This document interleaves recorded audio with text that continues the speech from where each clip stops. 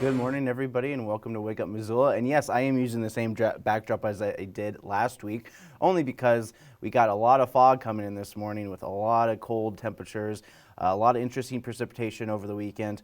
It's going to be very kind of just like generally interesting overall. It's my last show for the year, and so for the next 2 weeks we'll be airing all the compilation of all my dubbing stuff, in which I have the last brand new dubbing stuff for the year at the end of this episode as well. So from what I've seen from my weather app, we do expect to have a 30% chance of some rain going on, while the Christmas weekend, we're going to have low temperatures into as low as the teens on your Christmas Eve going into Christmas Day. And then it should start warming up again for the rest of the week with some mid temperatures in the low 40s and so on and so forth. Right now, it's not too bad, but today is supposed to be fairly high in terms of temperatures into the mid 40s. So we might have, this week just in general has been a pretty pleasant winter week. I mean, it kind of felt like we were kind of going backwards in terms of the season, because it's like, oh, are we going back to fall? Because there's still some leaves on some trees if you looked around here as well. So I'll quit talking about that just because I have very little show, so I have to talk a little bit more. So let's talk. So every year the city honors those lost hard living on the streets. Homeless Persons Memorial Day was yesterday, which is the 21st of December, which happens on the shortest day of the year, otherwise known as the winter solstice. MCAT live streamed the memorial last night. This program is available through our Facebook page and will soon be available on our YouTube page very soon. This last City Council of the year, with new crew coming out of the New Year's Eve, with new members on City Council resuming and assuming their roles on Council. This meeting was a little over an hour, but there wasn't much to talk about. But Matt Larson, regular public commenter, talks about Bozeman's ban on Airbnb and other short-term rentals in regards to how Missoula is handling their housing situation here as well. The recent ban that started to be enforced in Bozeman regarding short-term rentals or tourist homes.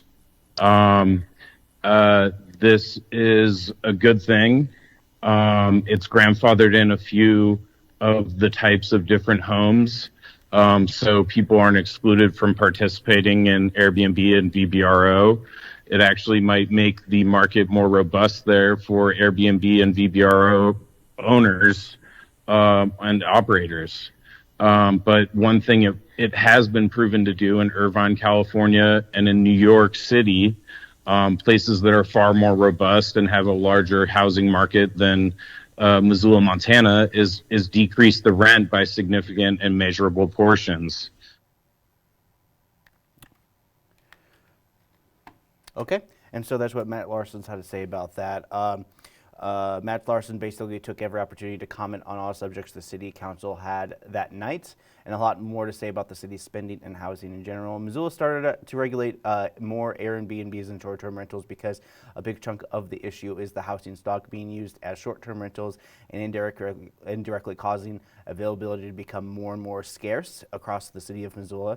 Many neighbors have also been triggered by revolving doors of temporary users compared to those own prejudices towards renters. I've done a lot of community councils here in Missoula, Bonner, Lolo, different kind of places, and I always notice that there's an interesting kind of barrier between people who own their house versus people who rent their houses. But then when you have short-term rentals, you have people there for maybe just a weekend, and then that's it. You never see them again. And so there's some kind of anxiety that gets built up for some neighborhoods that tend to be there as well. So of course, as we get into the consent agenda, many things are being considered, with the $2.4 million going to keep regular services going from utilities to streets and roads. Montana's biggest $8.7 billion, mind you, is the annual budget for the city of Missoula. It's expensive to pay those employees to keep the lights on the downtown Missoula area, but those are just examples of how many things the city pays for. The North Side Pedestrian Bridge is on this too. Various zonings and bylaws from Franklin to the Fort areas.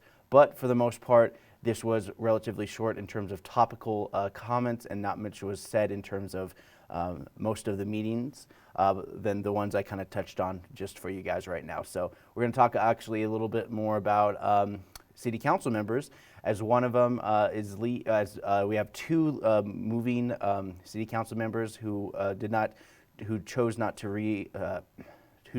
to run again for their respective ward seats. So Gwen Jones, we're going to talk a little bit more about Heidi West from Ward 1, who will be moving on from her civil service. And so here is Gwen Jones talking a little bit more about that. Heidi West and I ran for council together in 2015, and I remember you getting your kids out. One of them was in a stroller while you knocked on so many doors and campaigned really hard. Heidi is strong and smart, and she has grit, and I really appreciate that about her. She is incredibly intelligent also, and knows all sorts of pieces of information that I have no idea where she gets this from, but she knows a lot about a lot of things out there in the world.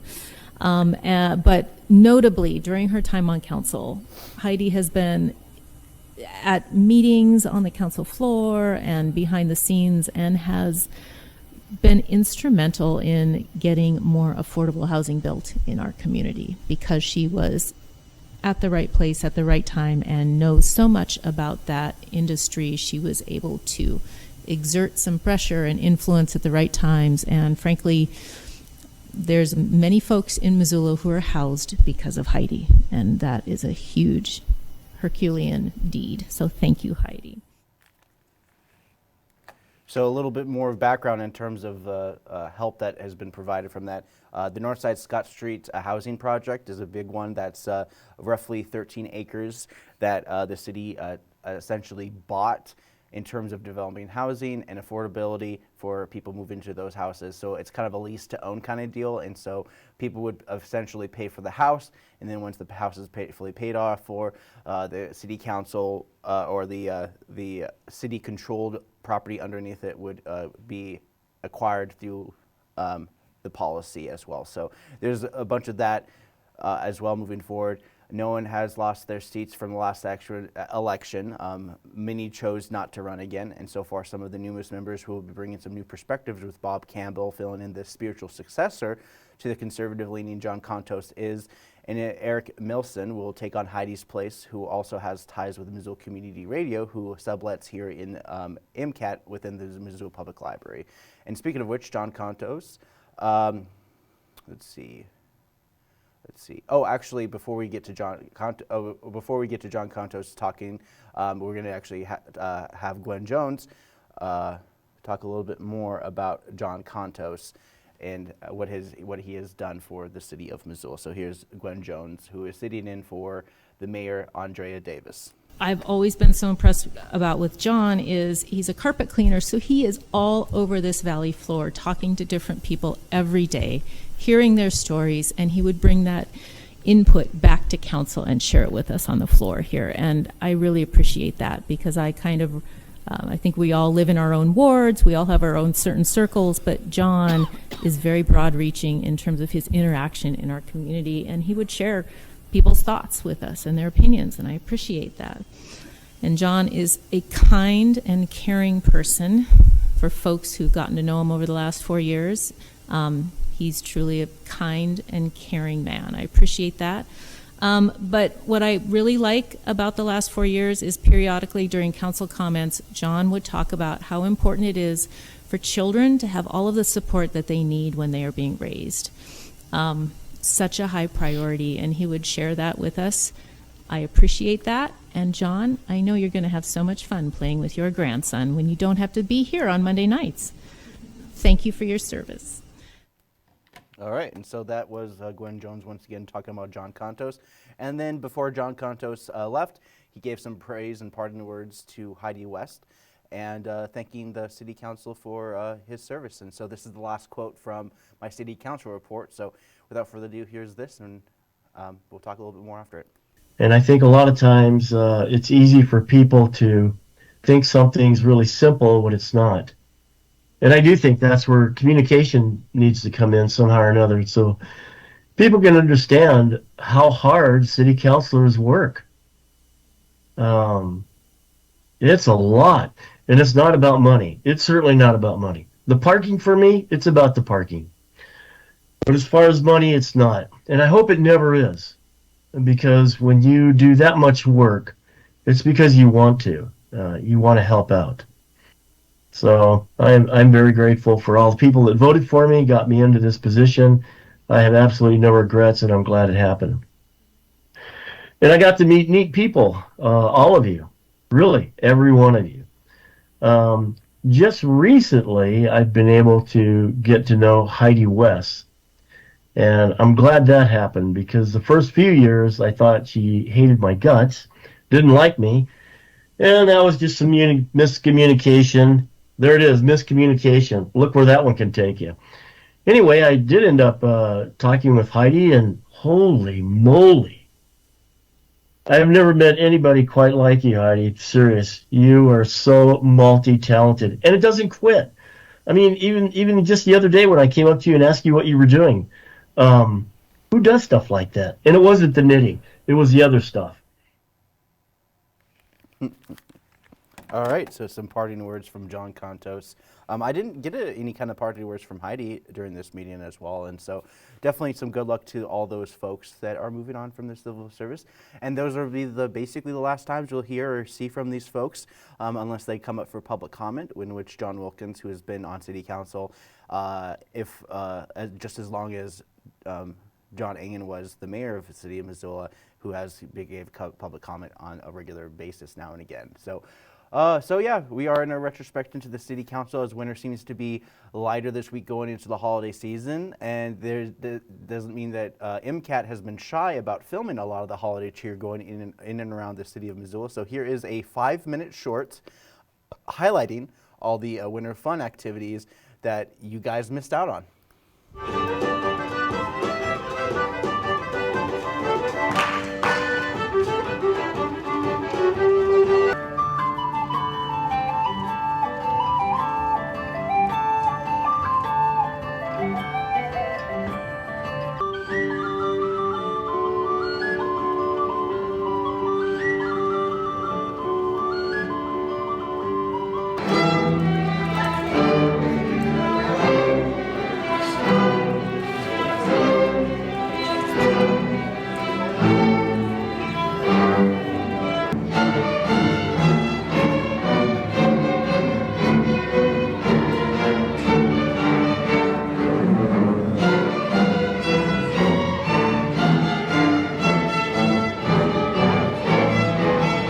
Oh, ho, ho! Someone jolly, shouted Baby Bear, and there he is! Merry Christmas, Santa. Let's take the road before us and sing a chorus or two. Come on, it's lovely weather for a sleigh ride together with you.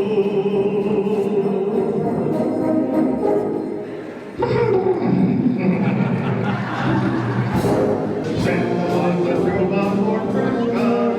It's all that he's ever asked for. It's all that he's ever asked. Will Santa get a tuba in his stocking this year?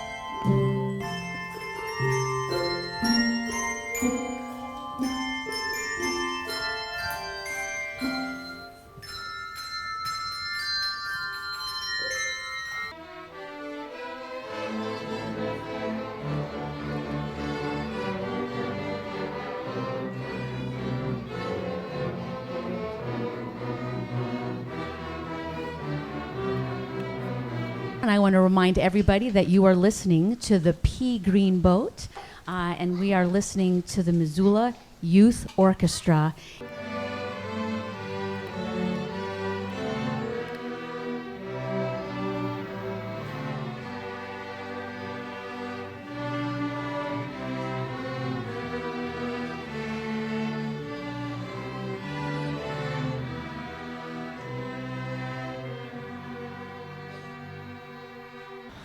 All her lovely companions have faded and gone. No flower of her kindred, no rosebud is nigh.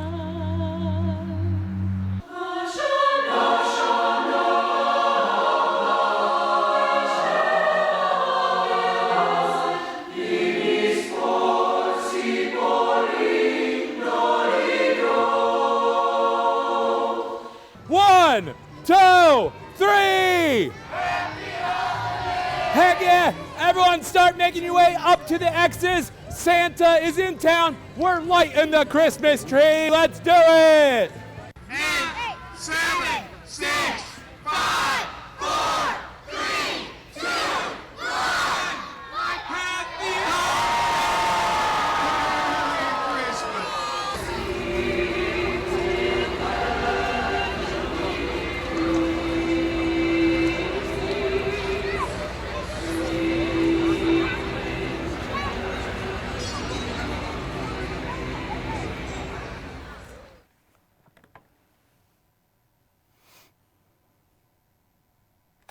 Boom, there you go. All the holiday treats that you guys can enjoy that are also available on our MCAT's YouTube page, MCAT TV Missoula. And it will also be airing all weekend long through our channel 189 on MCAT channel 189 through Spectrum Cable. And you can also stream it online through MCAT.org. All right, so let's talk about some movies that are coming out this weekend for your holiday cheer. We're going to kick things off with a little bit of superheroes, The Lost Kingdom, Aquaman 2, which is basically kind of like the first film, except for instead of Amber Heard, he's hanging out with his reluctant brother to find the thing, to stop the thing before the thing destroys the thing. Also, there's another Lost Kingdom that they have to find the thing, to fight the thing. So in the first movie, they had to find a magic trident. In this movie, they have to fight an evil magic trident, and they go on yet another globe-trotting adventure. But this is more about a brothers coming together and learning to love each other, despite the fact that the other brother wanted to usurp the throne and defeat him and all that kind of stuff. Or Aquaman kind of usurped the throne if you really think about it, but I guess he had more claim to it because he was born on land or something. Anyways, that movie's coming out and it's out. This one is another one of those kind of rom-coms that kind of wants to be When Harry Met Sally or My Best Friend's Wedding, or essentially just kind of like one of those movies where two exes go to a wedding. Why would you invite an ex to a wedding? I know you're trying to be cordial, but it just does not feel appropriate to invite an ex, your ex past or your or like it's weird. It's weird. Just like the fact that they even invited their ex was like, oh, okay, I guess whatever. But two people who hate each other learn to love each other, rom-com. Enjoy a wedding through exes are actually willing to go to because, you know, like I said, this wedding destination rom-com will have everything from moments of realization, misunderstandings, acceptance, rejection. There's the second climax, like misunderstanding, in which they resolve it with a big explosion of kind of like love and all that kind of stuff. And, you know, if you have feelings of depression, please consult your doctor, because this movie will not help with that. Migration. Remember those Minion movies? Well, enjoy yet another one of those mini movies where they bring in animals who are doing a thing, but then get stuck in the big city or lost in the big city. You know, Illumination is really good about just being lost in another world in a lost city. It's like they do this every single time. I've never seen a movie where there's, it's like anyways, we have an Illumination movie that is very kid-friendly and blink and you'll miss it. Adult jokes hidden in a studio that's made Minion in the Mario movie. Migration is ducks that usually don't fly south for their winter, but this time they're gonna fly south for the winter. Migration, out now. Wrestling. The Iron Claw is a movie that's coming out. And what makes America great? Wrestling, or something kind of sport where you beat the crap out of the opponent. Essentially just really diving into the id part of your brain. Enjoy a film about a family of WWE type pro wrestlers, make it into a world that requires hours of muscle building work and selling yourself as the strongest and best champion around. This one is pretty much a biopic following the Von Erich brothers. Have you heard of them? I haven't heard of them until this movie, who were even before my time, and frankly is just coasting on the wrestling, which seems to be kind of in a big upswing with dramas and stuff like that. And so this is going to be very much like, you're never going to be the heavyweight champ to, did you just think you were going to be the champ kind of film? Anyways, so those are the kind of movie that you can expect. There's a lot of movies coming out for the holiday weekends and also going into the New Year's, and this one is called American Fiction. These movies are very much like a push or a final push for the Oscar movie type stuff. Ghostwriting about a movie about a black man not getting his day to shine, pins a story that gets people talking. This one is more or less the study of the hubris of man as they assume somebody else and make something that reflects their struggle only to get famous for all the wrong reasons. Enjoy a fictional character study of, I wrote that, to maybe I shouldn't have written that under that ghost writer's name. And so we move on to the next one, to The Color Purple, which was originally a play that was directed by Steven Spielberg in the 80s, starring of the breakout star Whoopi Goldberg. The Color Purple is a revamp, a musical iteration of this film, as we're kind of like changing all these plays and kind of stuff. It's like, make it a musical, make it a musical. Even though The Color Purple is a kind of a very intense play because essentially the main character's dad sexually assaults his own child. Spoiler! And it kind of goes into this whole background thing. So the tale is rough as the central character comes from abuse that makes daytime talk shows a bummer, and Oprah was there for it. This movie feels like Oprah sent out the Oprah signal, and everybody who is anybody came running to be a part of. And that's what this movie is all about. Then Ferrari. Yes, we have an Adam Driver in a movie about cars, and why not give him a quiet and emotionless figure in fast, cool, looking cars. What was that Italian company that made cars? I don't know. But anyways, you follow this guy whose name is Ferrari, who makes cars. And basically, if you haven't seen this character, you can see them in that movie Ford versus Ferrari. Then you'll know he's the guy that nodded at Christian Bale's character at the end when he won the Le Mans race for realsies, when he took a loss for the sake of Ford drivers. So, but before the nod, he built custom cars that were the toast of Italian engineering and killed plenty of test drivers along the way. Hence, we have Ferrari trying to be all Oppenheimer and stuff. So those are the movies that are coming out this weekend. I have a dub and stuff for you guys, and it is from the movie First Spaceship on Venus from 1960. I'm pretty sure I've done this before, but it bears repeating. And we're back. We are here live in space between AI and man. They are revving up for their final moves for this chess game. Boom. And that's a check. What do you have to say, robot? Please don't patronize me. I'm the navigation computer. I do not play chess. I thought I was cool with this Omega tattoo, but I guess I'm not as cool as everyone thinks I am. Here, let me help you with this. See? Not that hard.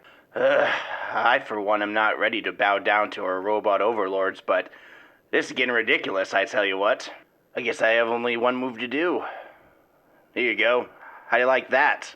At this moment, I would probably say something very intelligent to throw you off, but I'm just gonna try to beat you as best as I can. Robot. Yeah, move the, thingy to the place. Awesome, thanks. Yeah, what the? Online chess is very hard. You think we should turn on the navigation again? Nonsense. Why would anyone want to do that? Besides, I need another game. I should probably look at the oxygen. It was flashing red. Well, hold on there a second. Well, this is kind of important, don't you think? After all, we do all breathe oxygen. Yeah, I suppose so. Oh my god, are you still mad at me about the whole karaoke incident? I told you. I just don't sing. It's just not who I am. It's embarrassing. Yeah, but everyone else is doing it, and you just didn't want to say that. Oh, jeez. Oh, what's going on? Oh, will someone please turn on the navigation computer? Whoa. I didn't sign up for this. It's a rogue movie destroyer. Oh, it's all their popcorn. Activate the special thing. There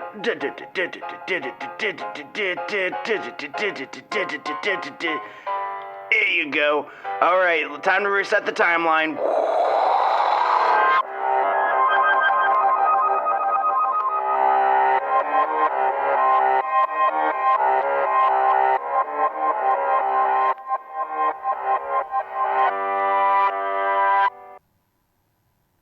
All right, we are back. Let's talk about some events that are happening in and around the city of Missoula. Kicking things off with your regular Friday morning activities. Let's see.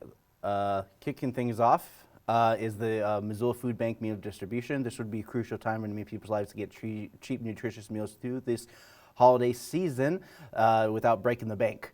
Tiny Tales and Story Time. Santa already came through, but some holiday stories might be told this morning as well around 10:30 here at the Missoula Public Library. Every Friday and Saturday is Story Time. Tiny Tales is an addition for Fridays.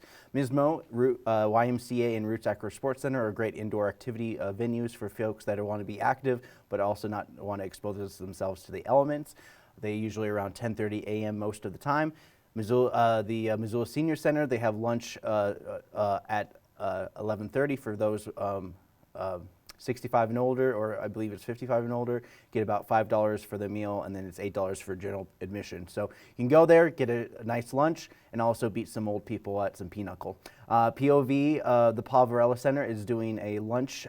They've been posting regularly on MissoulaEvents.net to let people know out there whether you're homeless or you know somebody who is homeless to take advantage of the Paul Varela Center for their lunch around 11:30, and also they have dinner services around 6:30, and so those are opportunities for folks who who are struggling, who need a place to go.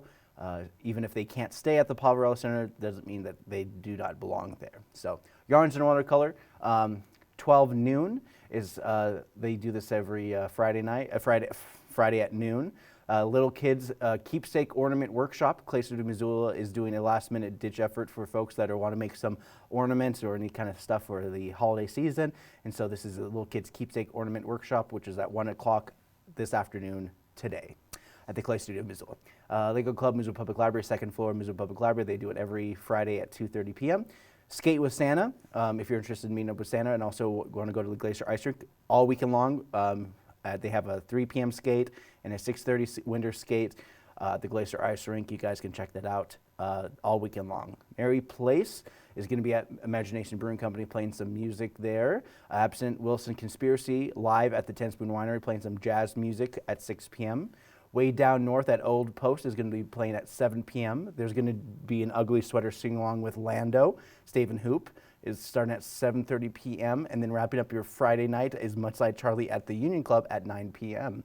And then as we jump into Saturday, this is your last-ditch effort to get some locally made wear and tears from the Missoula Valley Winter Market at the Southgate Mall starting at 9 a.m. They have the Missoula Art Museum is doing the museum tours at 11 a.m. MCAT Saturday Drop-In is also be hosting it for today and next Saturday, December 30th, 1 to 3 p.m. It's a basically drop-in workshop for kids who want to make stop animated movies and other things like that. Procrastination Shopping Day, Explorers Map. Get ready to conquer your holiday shopping procrastination. The Explorers Map is happening Saturday, the 23rd from 2 to 6 p.m. The perfect last-minute gifts to explore. You can find out more information by going to MissoulaEvents.net and downloading your Explorer map for some last-minute holiday shopping, especially in partnership with the downtown Missoula area. So, Makerspace walk-in hours is they hired a new guy and will continue to serve people in that space on the first floor. So, say hello to the new guy, and he's going to be helping with any Makerspace 3D printing, laser scanners, all that kind of stuff. Bluegrass Christmas with Jack Maurer and Britt Arneson is going to be at Imagination Brewing Company. It started at 6 p.m. And then we got some karaoke at West Dudley started at 9 p.m. Wailing Aaron Jenny is going to be at Union Club at 9 p.m. Chris Moon is going to be wrapping up your Saturday with some DJ music. And then we're going to go right into Christmas Eve. They're doing all sorts of different things. So church services and all that kind of stuff is going to be coming in full swing. MCAT will also be posting those holiday services. Sorry, Lori, about having to come in on Christmas Day to ingest a lot of those programs for the New Year's Eve. Just want to give a shout out to our programming director. On Sunday, many churches will also be in full swing. One of them is at Explorer Church, which is at 910 Brook Street. They're doing a candle lighting service starting at 10 a.m. Also, they have a holiday skate at 3 p.m. and 6:30 p.m. Odd Pitch Brewing is doing a movie night, The Nightmare Before Christmas, and Christmas Day, a carousel for Missoula will be hosting free carousel rides all Christmas Day starting at 11 a.m. And those are your Christmas activities going into the next week. I also wanted to mention that MCAT is going to be hosting an event in partnership with the All Under One Roof here at the Missoula Public Library for New Year's Eve. And so from 12:30, actually the kickoff is at 12, they're doing a performance in the Missoula Public Library to help kick off the Missoula on Main for the New Year's Eve celebration. The library is going to basically be host to all these events, and you guys can check that out here at the Missoula Public Library on New Year's Eve, which is December 31st. All right, so yeah, without further ado, we're going to actually kind of talk a little bit more about some of the things that have happened over the last the year or so. It is getting into 2023. It's been an interesting kind of year just in general for the state of Montana, the world as we know it. Our many interesting blunders that have carried over to 2023. The pandemic is at its record low cases, and many people are just ready to move on. And boy, did a lot of people pent-up aggression really blow up over the course of the last 2 years. Ukraine was a return to form as the U.S. was fighting for those freedom fighters against the Putin regime. However, doing the right thing ended up costing the U.S. more than $75 billion. And now Putin is even closer to any form of victory, with the U.S. showing no signs of giving any more aid to Ukraine in the future. So there's an interesting kind of thing happening there. Not to mention Putin and the Russian government bolstering their international relationships with neighbors North Korea and China, as also China looks to become more into the international market, demanding that their currency, the yuan, be used as a international trading currency rather than it just being relegated to the euro, the pound, and the U.S. dollar. Russia has always had an economy from the inside, and they saw some economic bolstering during their time after the fall of the Soviet Union. But since they had this Ukraine war, a lot of tariffs, a lot of things being cut off from the Russian economy, which also resulted them in creating their own within economy to become a lot stronger themselves, updated the war effort. A lot more people have jobs there in Russia as well. It's interesting that they definitely have a lot more restrictions on free speech and everything related to that. But when it comes down to it, the Russian government and the economy is doing just fine, as Ukraine is basically dealing with an expensive stalemate. Months we have on the front lines came to a halt, with the U.S. showing no signs of financial aid to this proxy war with Russia, and coverage of the war got overshadowed by the Israel-Hamas war. What started out as a tragedy for more than 1,400 victims of a surprise attack became a collective punishment for Hamas and the civilians who happen to be in the crosshairs of the most dense place in the world, the Gaza Strip. As bombing of infrastructure and sieges towards hospitals across the north forced 1.9 million people out of their homes and nowhere to go, starvation has occurred in 1 in 4 people in the Gaza Strip. There's definitely a lot going on with that, and the U.S. has ties with Israel with the inclusion of the Iron Dome, which has been used to protect Israel instead of it being at constant, frequent bombing between the two. U.S. interests regarding are mostly to protect the religious infrastructure that dates back to biblical times, not to mention it is one of the few democracies, the true democracies of the Middle East. Israel is a strategic value to the U.S. and many Western nations. It comes out this week that the U.S. has some infrastructure built in the Gaza Strip that have remained untouched, according to AP News recently. U.S. has also wrapped up in Israel, so that the UN Security Council voted overwhelmingly to demand a ceasefire, but the U.S. vetoed that vote, with our greatest ally UK abstaining from that vote. The General UN Assembly overwhelmingly voted to ceasefire, and nothing really kind of changed as the U.S. Has sent all the big influential people to Israel to work things out. And so far, this is becoming a do as I say, not as I do kind of lesson for the future. And, speaking of the future, so far the Israeli government has been open for hostage exchanges with Qatar, being the mediator in this process, since many of the Hamas leadership doesn't actually live in Gaza or occupied West Bank. And of course, internationally, the U.S. is not doing well. Even at home, the U.S. seems to not know what to do about the border. Of course, a couple weeks ago, a big thing was the fact that the U.S. federal judge basically banned the practice of separating families who illegally cross the border, which was a barbaric thing that happened when Trump in 2019 basically signed the executive order to help curb the border issues. Even though, I don't know, it's kind of weird just in terms of what they treated the border like, because the border's had problems for over 20 years and nothing's really changed. So I'm starting to think that maybe this is kind of like an all manufactured for political favor, but that's just my opinion. And so it's very much like, you're doing it all wrong, I can do it better, and that's been the back and forth political services here and there. And for the most part, the Biden administration hasn't done anything to kind of walk back a lot of the policies that Donald J. Trump did, who he himself is doing with a lot of legal issues, which include him being basically banned from the ballot in Colorado, in which SCOTUS, coming into the next year, will have to decide whether or not it is possible. Not to mention, recently, the California state constitution is also being like, that's a good idea.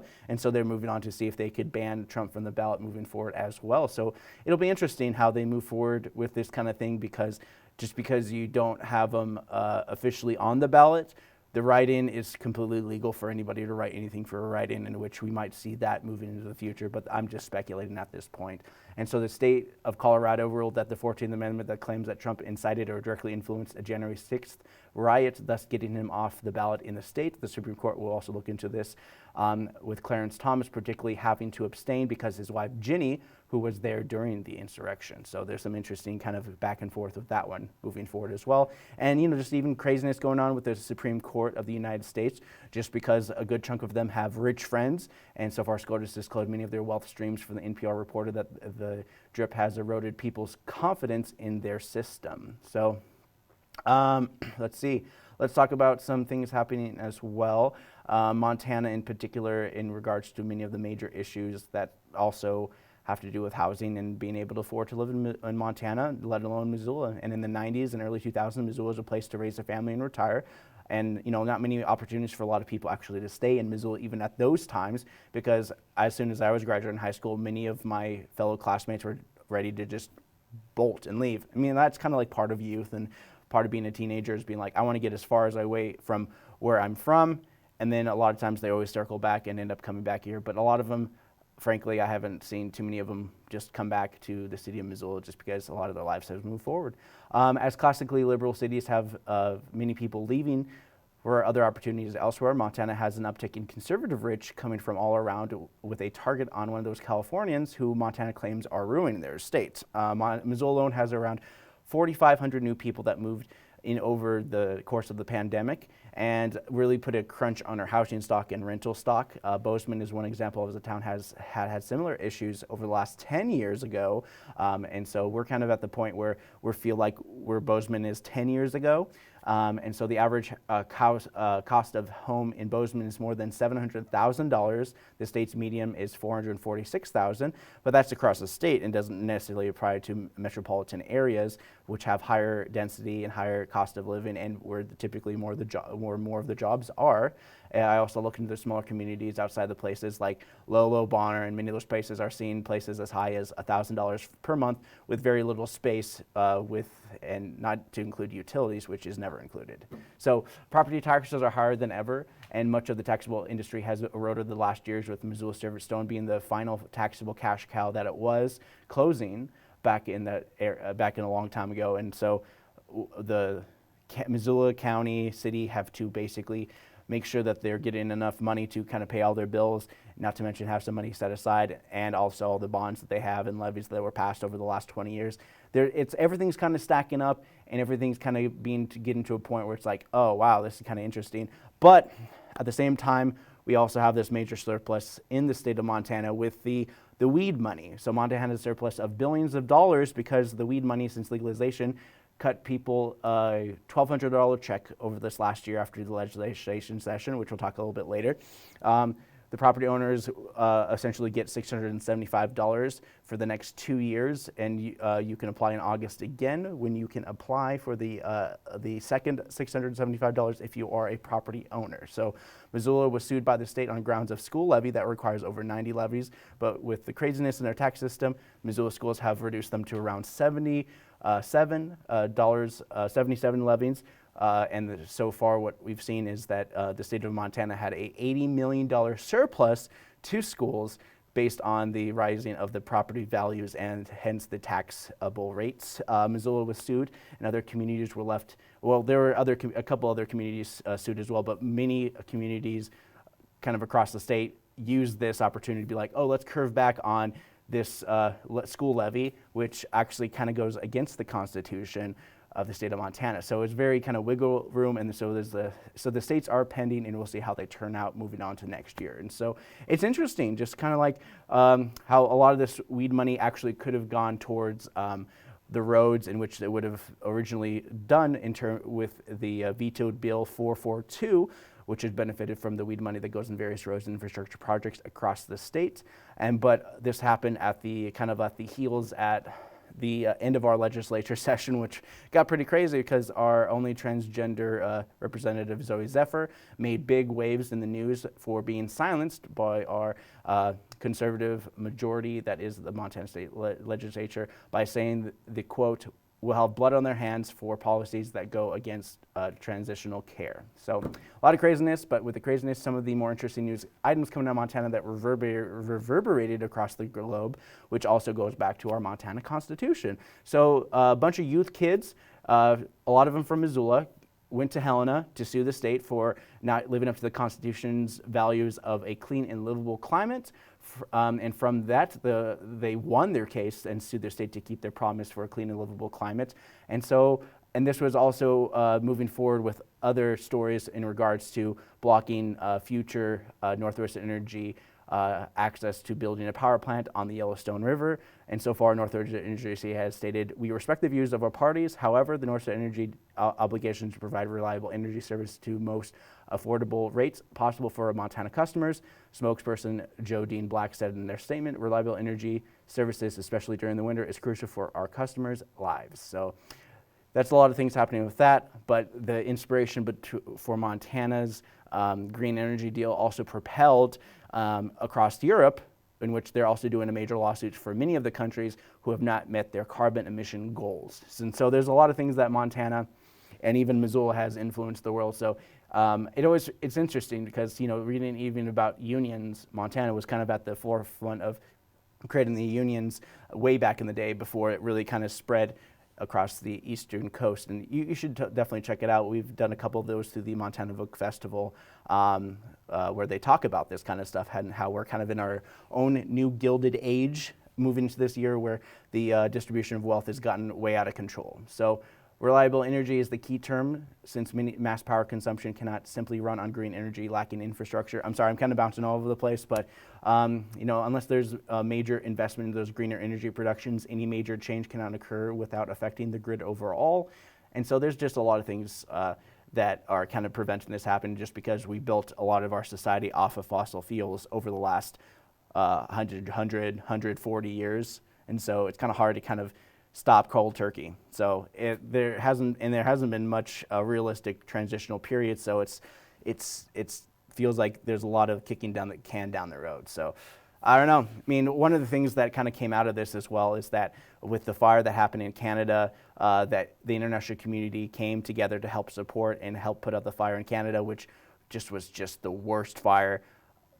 And it resulted in a quarter of the wildfire carbon emissions for 2023. And so after the end of the year, COP28 ended many countries spending upwards of $800 million towards moving away from fossil fuels, investing in green initiatives, with the United Arab Emirates moving towards greener energy since record temperatures have resulted in the heat wave after heat waves. And I've said it before and I'll say it again, how hot is Saudi Arabia? It's so hot they're spending millions of dollars just to make it rain every once in a week or so. They have a lot of money that they've got through fossil fuels, and they just keep on throwing it at this and that. It's kind of interesting how their big thing is the fossil fuels, and then the UK's big economy is banking, with the Saudi Arabians or United Arab Emirates. So there's interesting kind of how it all kind of works and how the economy is very dependent on this kind of flow of money and cash and everything like that. And so, even in terms of green money and just seeing how like investment and how a lot of the buyers are buying in terms of a lot of things moving forward, Tesla has been one of the most successful independent automakers over the last couple of years, with many other automakers being left in the dust. American-made cars ain't what they used to be. Because according to Statistica.com, Tesla has more than tripled former number one Toyota, with U.S. automakers Ford in seventh place, worth around $9.1 billion, with Tesla's being a $67 billion company for 2023. And it's kind of ridiculous just because of the demand for that kind of auto company as well. And at the same time, Elon Musk's company, who also bought Twitter and renamed it X, has essentially told sponsors to go F themselves live in front of their CNBC broadcast. And yeah, it's interesting how like social media and all that kind of waves of information have basically become just the garbage fire that we all knew it was before, and just basically became, just such a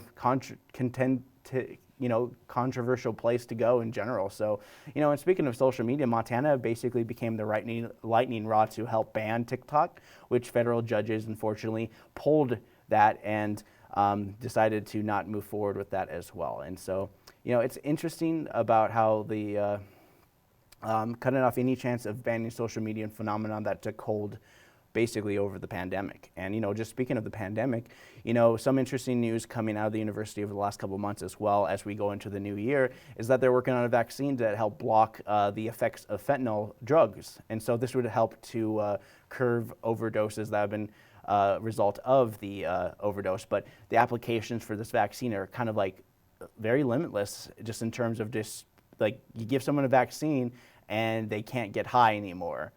But that's like kind of like painted with a broad brush, but just imagine that. Just if you take a vaccine and then you can't get, poisoned or spiked with any kind of drug, it's just kind of interesting just again how it all works out. And just, the fentanyl crisis basically become the new meth, because every 10 years or so there's always some kind of drug crisis or addiction issue going on as well. And fentanyl is the big ticket item going into the 2020s. And before that, it was the opioid crisis, in which big pharma, a lot of those companies had those monies towards, they basically had to pay a lot of money in restitution to a lot of the families who had to deal with drug addiction and abuse for that, which includes Montana getting some money through Johnson & Johnson. The city of Missoula basically will receive $130,000 a year from Johnson & Johnson to help curb any kind of addiction care as a result of, opioid pandemic that they caused. So it's interesting. And just in terms of the effects of fentanyl, many celebrities from Coolio, Mac Miller, Tom Petty, and Prince, of all people, have succumbed to their overdoses through fentanyl and abuses in terms of that. And so the 90s was DARE anti-drug campaign. Over the early 20s went from drugs that used for pain mitigation from our health institution became more and more of a dangerous and potent. The small town is known for a couple things: small businesses on the last legs and bar/access to alcohol that seems to be on most blocks of towns. Missoula has became one of the highest places per capita dispensaries, over 60 places distributing the legal drug marijuana.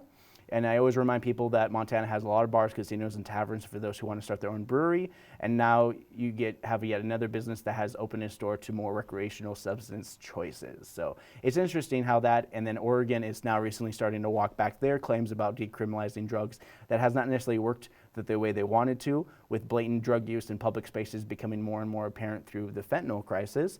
I'm trying to stay positive in the more unionizing across the U.S. with a bunch of organizing from the people against higher wages and being for higher wages against the higher ups at their companies. President Sean Fain of the United Auto Workers spoke regularly and unified strikes. At times, the auto industry could not see them coming, and resulting in billions of revenue lost as a result. One company after another caved to their demands in an industry that is changing for the better. emissions technology and Tesla have made bigger auto companies in the dust, and other companies, unions have little coverage with Amazon workers in Long Island getting union and the U.S. government creating policies and effectively have a clause that forces a vote to unionize if the employers are caught using union busting tactics. So on top of that, Sean Faines, the president of the UAW Success, has launched programs to the UAW website, uaw.org, to help bolster and support the other unions and wannabe unions for the future. Also, major advancements in science and technology with an AI chemist machine coming with a formula that would essentially create life on Mars by superheating the rocks that they collected from Mars and using a formula that would essentially create water, which eventually would create hydrogen, which is used in creating life. And so one of the biggest things that they noticed about this AI chemist machine is its computing power is so powerful that it would have taken a normal person 2,000 years to come up with this stuff. And so I thought that was such great news. Not to mention nuclear fusion, which is another breakthrough in science, as they use superheated laser to heat things as hot as the sun to create more energy than expelled.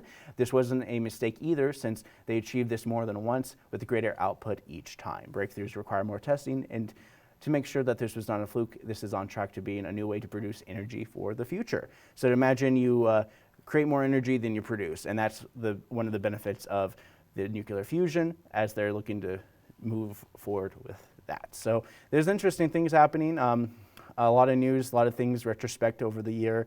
I can't really think of so many other things that have happened.